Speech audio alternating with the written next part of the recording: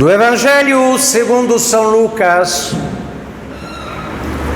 Naquele tempo, a multidão, para ouvir a palavra de Deus, comprimia-se à volta de Jesus, quando ele estava ao pé do lago de Genezaré. Viu então paradas na margem do lago 2 barcas cujos pescadores tinham descido e estavam a lavar as redes. Subiu para uma das barcas, que era de Simão, e pediu-lhe que se afastasse um pouco da praia. Depois, sentando-se na barca, dali ensinava a multidão. Quando acabou de falar, disse a Simão: faze-te ao largo e lançai as vossas redes para a pesca. Simão, porém, respondeu-lhe dizendo: Mestre, trabalhamos toda a noite e não apanhamos nada. Contudo, lançarei as redes sob a vossa palavra. Tendo feito isto, apanharam tal quantidade de peixe que as redes se rompiam. Acenaram por isso aos companheiros que estavam na outra barca, para que os viessem ajudar. Vieram e encheram tanto ambas as barcas que quase afundavam. Simão Pedro, vendo isto, lançou-se aos pés de Jesus, dizendo: retirai-vos de mim, Senhor, porque eu sou um pecador. Na verdade, o espanto tinha-o invadido, bem como os que se encontravam com ele, por causa da pescaria que tinham acabado de fazer. O mesmo acontecendo a Tiago e a João, filhos de Zebedeu, que eram companheiros de Simão. Jesus, todavia, disse a Simão: nada receis, daqui em diante serás pescador de homens. Então, puxadas as barcas para a terra, e tendo deixado tudo, seguiram a Jesus. Em nome do Pai, do Filho e do Espírito Santo. E gostaria de começar esta catequese com uma ilustração. Nós temos aqui na capela uma bonita imagem da Virgem Maria, à minha direita. Evidentemente que, se rogarmos pedirmos a intercessão da Santíssima Virgem, seremos atendidos.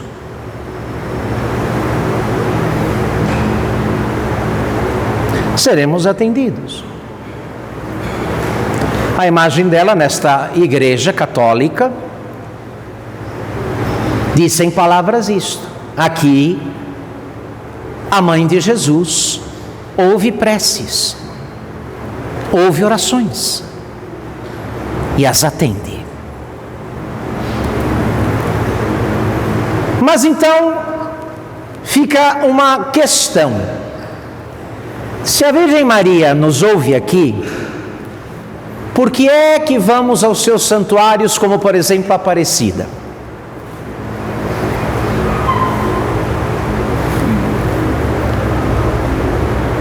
Por que organizamos peregrinações e romarias para os santuários, para estes locais dedicados de modo particular à veneração e ao amor e à devoção à Santíssima Virgem Maria?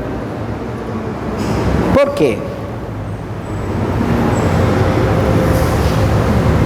Todos nós já fomos, não é? Algum santuário. Aqui mesmo na cidade de São Paulo, há vários santuários dedicados à Santíssima Virgem Maria. O maior de todos, próximo de nós, não é? Geograficamente, é o santuário de Nossa Senhora da Conceição Aparecida, em Aparecida. Por que vamos lá? Ora, por uma razão simples. Deus, na sua providência, marca lugares e situações para lhe distribuir de modo especial suas graças. Então, lá em Aparecida, em outros santuários dedicados à Virgem Maria ou aos santos, se recebe com mais facilidade e de modo especial certas graças que fora dali não se recebem.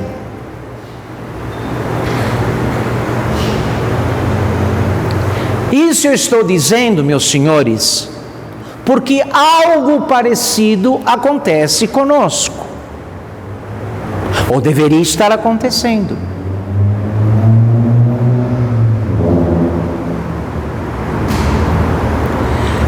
Todos nós aqui ocupamos neste exato momento um determinado estado de vida. Alguns são casados, receberam o sacramento do matrimônio. Outros estão se preparando para o sacramento do matrimônio. Uma outra pessoa já chegou à viuvez. Outros estão pensando no celibato, em se manter solteiros. E acho que no caso hoje nesta missa, só eu sou consagrado pelo sacramento da ordem. Pelo sacramento da ordem, como aos consagrados a Deus pelos votos solenes, pela profissão solene dos votos de pobreza, castidade e obediência na vida religiosa.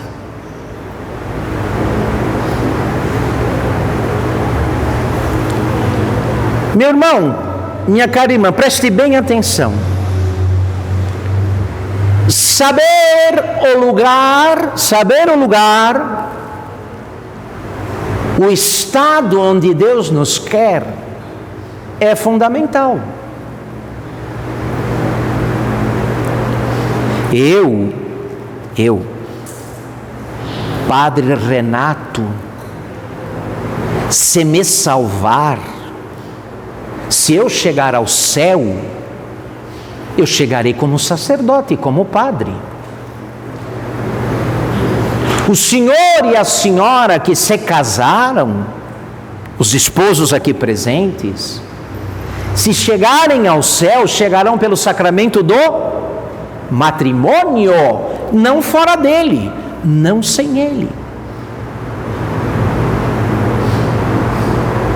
Os que viverem uma vida solteira e celibatária, chegarão pelo celibato, por uma vida solteira honesta e bem vivida ao céu.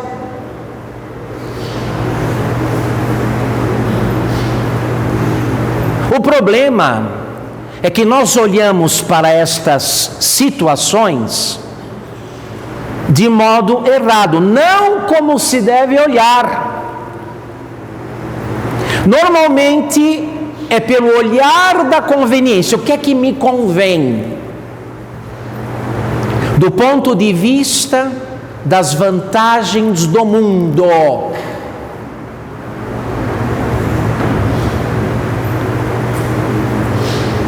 Só que aquilo que lhe parece muito conveniente, muito vantajoso, casar ou não, manter-se solteiro ou não, o que parece vantajoso e conveniente aos nossos olhos, pode, e não é raro acontecer, pode ser algo bem diferente, quiçá contrário ao propósito de Deus.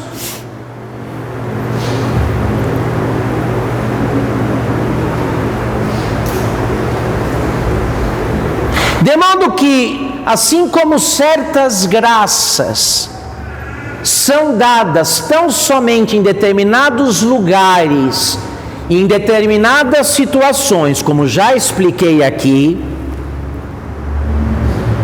as graças que vão me salvar virão pelo exercício do meu sacerdócio, não sem ele.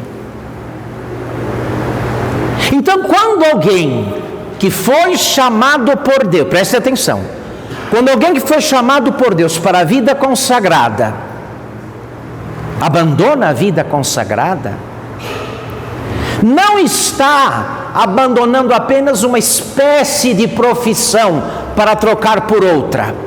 Não, senhor.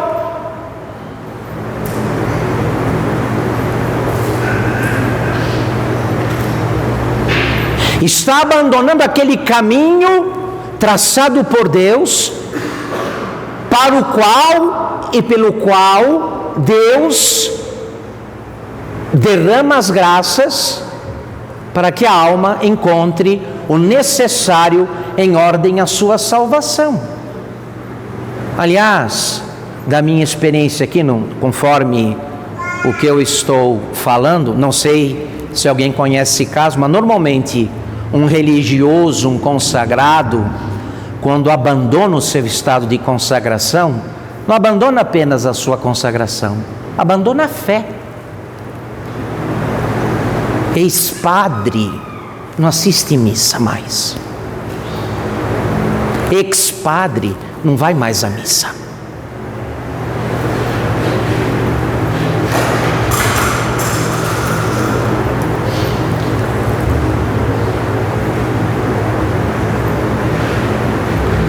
Então nós deveríamos ter um particular senso com relação aos projetos que fazemos que o negócio agora é projetar, né? É preparar é garantir o futuro e escolher os meios e os modos mais vantajosos para tal, sem perguntar se é isso que Deus quer.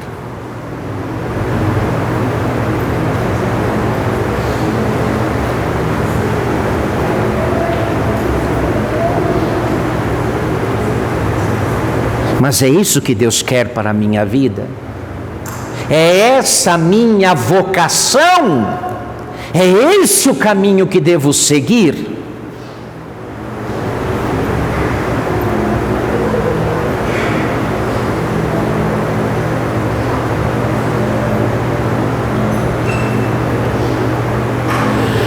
Devemos estar atentos, filhos, porque são muito poucos os que pensam nisso.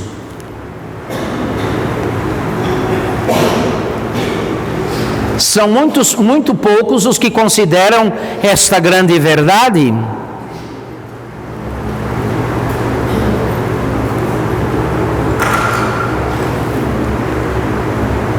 Devemos pensar que Deus quer que estejamos naquele lugar, naquela situação, naquele estado onde possamos contar com os favores do alto, com os auxílios divinos.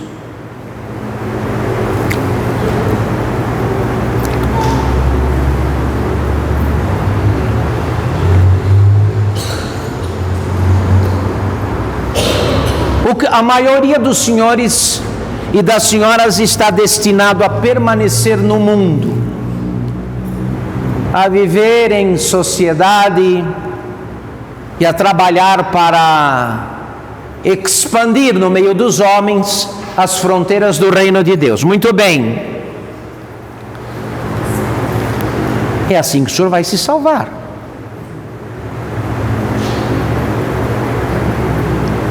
Porque, como é algo triste, quando alguém sai da vida religiosa, tendo vocação para ela, é algo triste e desastroso também, o contrário, quando quem não tem vocação para a vida religiosa ou para o sacerdócio, entra na vida religiosa, no sacerdócio. Vocês devem talvez conhecer casos flagrantes de gente que não tem vocação nenhuma. O que é que está fazendo ali? Não tem vocação.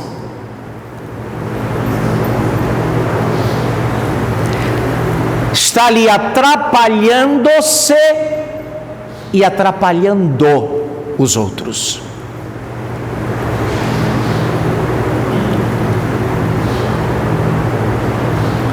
Não há, do ponto de vista da vontade de Deus, não há nenhum estado que você possa, mas isso é fácil. Tudo é difícil. É difícil ficar solteiro e celibatário e viver um celibato honesto, casto, é difícil. É difícil. É difícil viver um matrimônio casto e fiel, tendo às vezes que suportar o cônjuge que já começa a manifestar deficiências de temperamento, de humor. É difícil. É difícil o sacerdócio.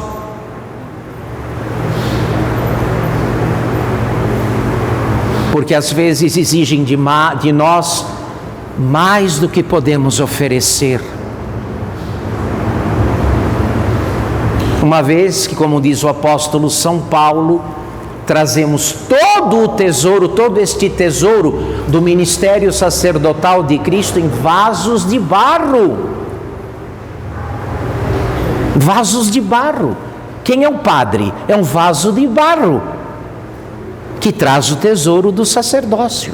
Mas um vaso de barro que se quebra facilmente. Então, não há variação. Como Jesus Cristo, nosso Senhor, disse que o caminho para a vida eterna foi e será sempre um caminho estreito. Sempre será. Aqui ou ali, casado ou solteiro, viúvo ou consagrado a Deus, não importa. Em qualquer estado de vida, em qualquer condição, o caminho será sempre estreito e apertado. No entanto, diz o Espírito Santo pela boca do salmista no Salmo 118: corri pelo caminho dos teus mandamentos, quando dilataste o meu coração. Salmo 118, verso 32, vou repetir: corri, não diz andei, diz corri pelo caminho dos teus mandamentos, quando dilataste o meu coração.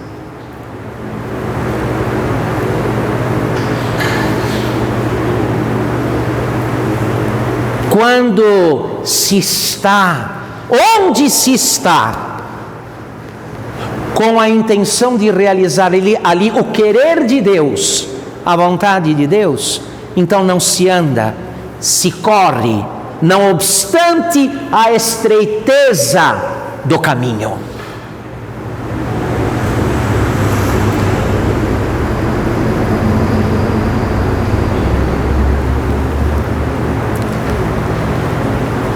Nós respiramos o ar infecto do mundo.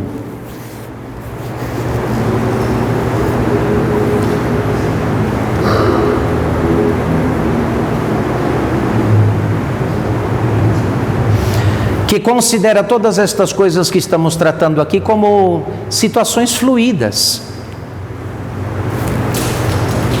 que podem variar, não importa, de um jeito ou de outro.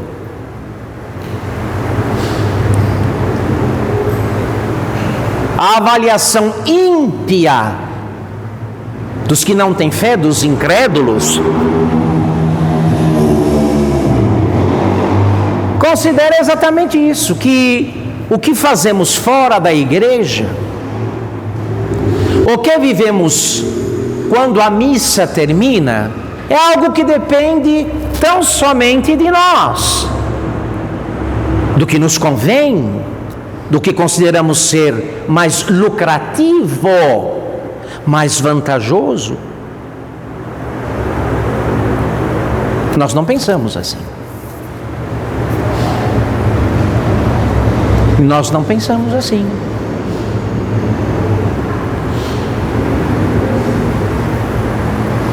E o critério, não é? Isso aprendemos. Santo Afonso trata disso.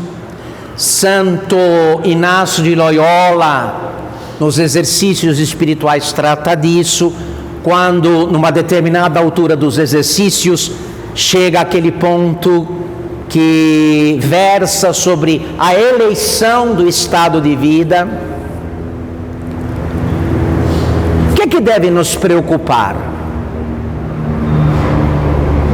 Um homem de fé, uma mulher de fé, sabe que deve estar preocupado, preocupada com aquilo que for mais conveniente para a sua salvação.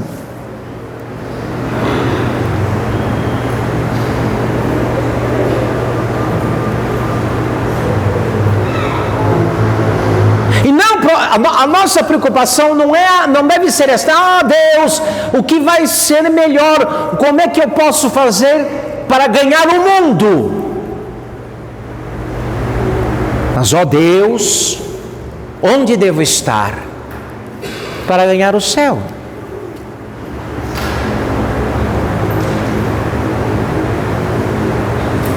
Descobrir a nossa vocação e responder a ela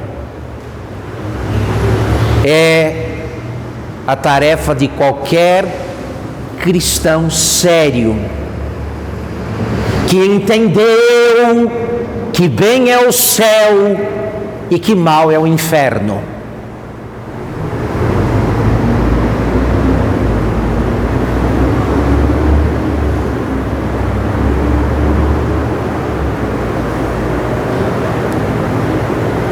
Se houvesse esse senso sobrenatural, esse sentido de fé, muita gente não teria se perdido.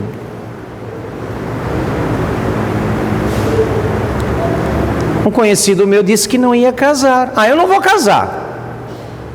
Estávamos naquela ocasião, tinha feito um casamento, e estávamos na festa do casamento, um rapaz estava lá que eu conheço, ele disse: eu não vou me casar.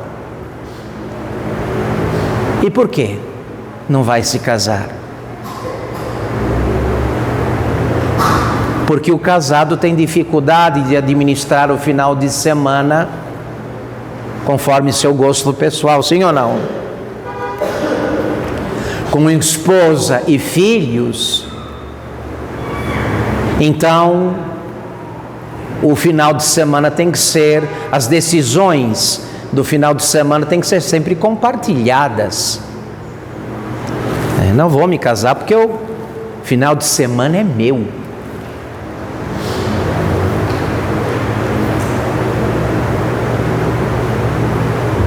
Como pode alguém se salvar assim, com esse tipo de mentalidade? Como pode se salvar alguém com esse tipo de mentalidade?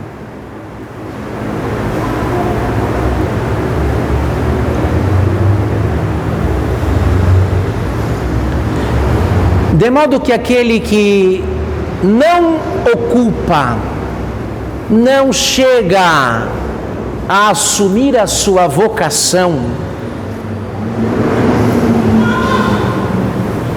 não assume a sua vocação, terá uma dificuldade imensa para enfrentar os obstáculos e as dificuldades e as tentações e os arrojos de Satanás, uma vez que não está naquelas condições onde Deus derrama a sua graça de modo mais pleno e eficaz.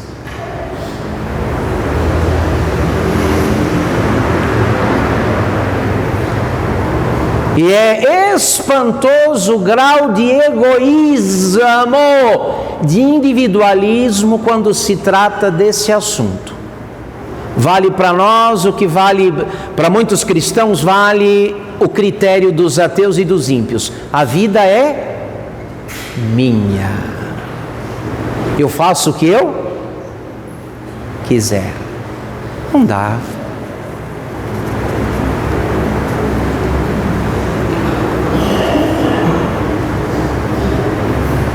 A vida é um empréstimo que recebemos de Deus e que um dia vamos o quê? Devolver. Todo empréstimo a gente devolve, sim ou não? Tem que devolver. Vai ficar inadimplente? Não vai. A vida recebemos a vida emprestada. E com a vida recebemos o melhor modo de usá-la bem para a nossa salvação.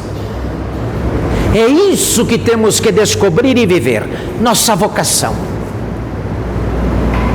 E não tratar o tema da nossa vocação do ponto de vista pragmático, ou das vantagens. Mas assim, né? Se eu me casar com aquela pessoa, eu vou me dar bem, porque ela é rica, tem uma boa fortuna, vai receber uma grande herança. Isso é o pior mundo possível. Essa olha aqui, pode ser e acontece que o que assim pensa consiga até conquistar os bens almejados, mas a graça divina, a graça de Deus passa longe desse tipo de coisa. Longe desse tipo de coisa. Aí os outros olham e dizem: olha, se deu bem na vida. Já ouviram esse tipo de coisa? Se deu bem na vida, nós temos que nos dar bem na morte, não na vida, sim ou não? Se deu bem na vida, né? Se deu, vamos ver. Se deu bem na vida. Nós temos que nos dar bem na morte, porque já disse e repito aqui, vou morrer dizendo: mais importante do que viver bem, segundo os parâmetros mundanos, mais importante do que viver bem é o quê? Morrer bem. Morrer na graça de Deus, no favor de Deus.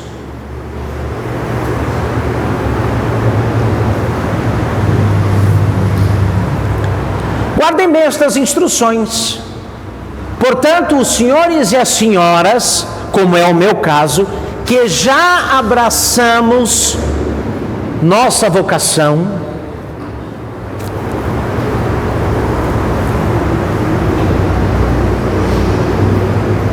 já abraçamos nossa vocação. Há quantos anos faz que você está no matrimônio? Quantos filhos teve? Eu já estou há mais de 3 décadas no ministério sacerdotal, há 32 anos. As senhoras aqui que são viúvas e que na viuvez estão equiparadas às religiosas, às freiras. Lembre bem que é assim. É por esse caminho aí, não por outro, que vamos chegar à vida eterna. Como eu falei lá de Aparecida no início desta catequese, assim como certas graças são concedidas só em determinados lugares, por isso os santuários,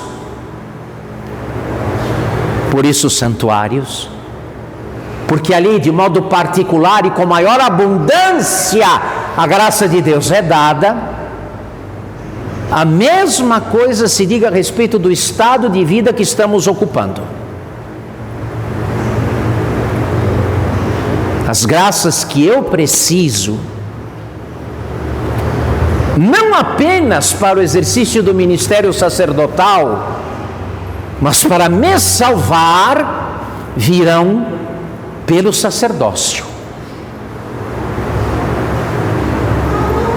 Isso eu digo, vale o mesmo para os que estão casados, para os solteiros, para os que pretendem se casar, para os que já estão na viuvez. É assim.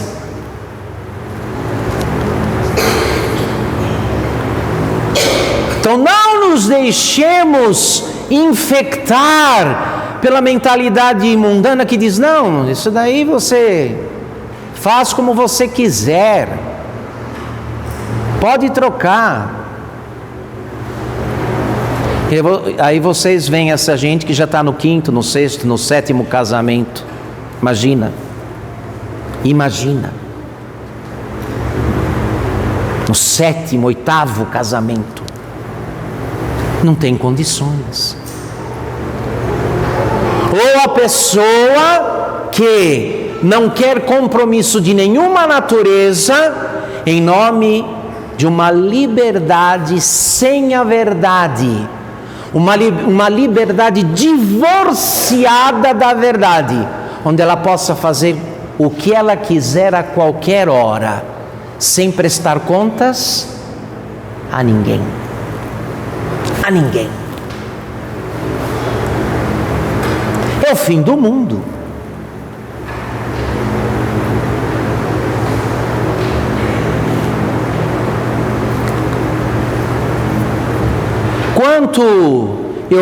Eu volto a dizer, todas as vocações têm suas dificuldades.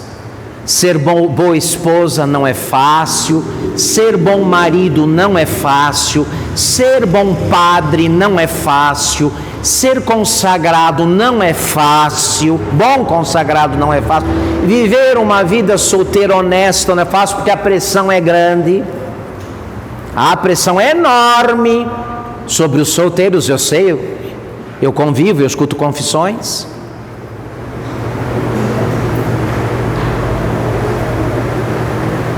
Mas corri pela via dos teus mandamentos quando me dilataste o coração.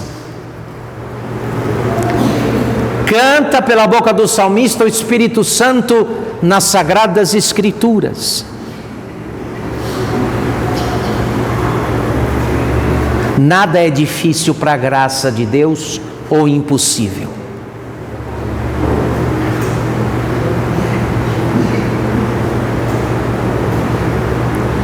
Santa Isabel, rainha de Portugal, padroeira da nossa paróquia, conviveu com um marido,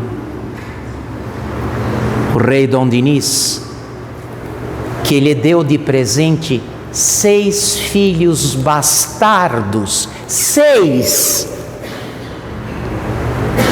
Fazia os filhos na rua com as amantes, e depois as amantes vinham entregar os filhos para Santa Isabel. 6!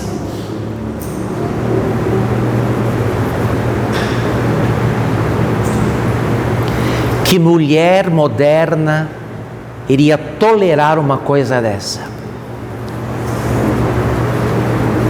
E ela criou todos, e uma ficou santa como ela. Essa paciência heróica, essa humildade, porque isso é bom, evidentemente, ainda mais para a situação dela, que era rainha, era um vexame, uma humilhação. Essa humilde aceitação de todas estas provações fez com que Santa Isabel conseguisse a conversão do rei Dom Dinis, que ao morrer nos seus braços, ao morrer abraçado por ela, pediu a Deus e a ela perdão de todos os males que lhe tinha causado. E não foram poucos, não foram poucos. Marido ruim, péssimo, mas a paciência dela, a fidelidade dela a Deus e a humildade dela a Deus obtiveram no fim, no último instante, a conversão daquele homem soberbo e duro de coração.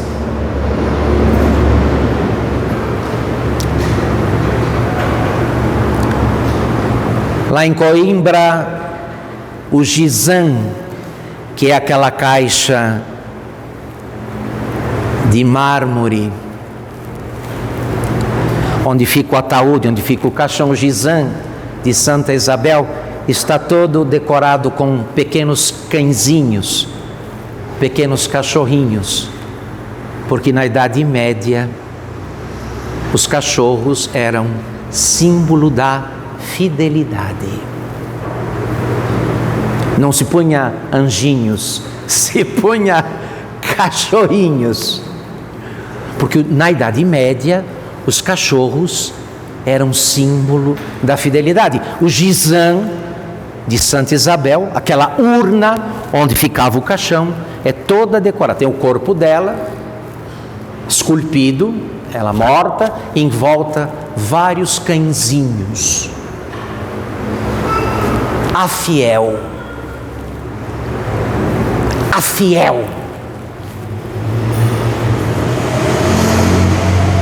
Essa poderia dizer com toda a propriedade, fazer suas as palavras do Salmo: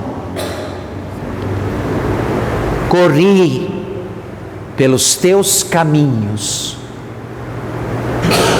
pelos caminhos dos teus mandamentos e da tua vontade, ó Deus, porque me dilataste o coração. Em nome do Pai, do Filho e do Espírito Santo.